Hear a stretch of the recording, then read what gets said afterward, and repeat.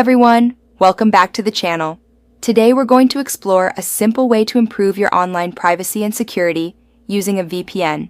In this tutorial, we'll set up a custom VPN with the Outline VPN app and a server from RaceVPN. A VPN, or virtual private network, is a useful tool that creates a secure tunnel between your device and the internet. This makes your browsing safer and helps keep your personal data protected. Step 1. Open the Google Play Store on your Android device, search for Outline VPN, and install the app.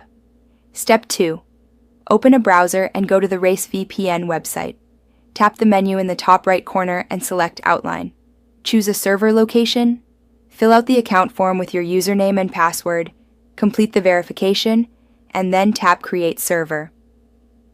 Step 3. Once your server is ready, copy the server details including the user password and IP address. Keep them safe as you'll need them in the next step. Step 4. Open the Outline VPN app and tap the plus icon. Paste the access key you copied earlier and then tap Save. Step 5. Tap the Connect button to activate your VPN connection. That's it. You've set up a custom VPN using Outline VPN and RaceVPN, which helps improve your privacy and browsing security. Remember, using a VPN is just one part of staying safe online.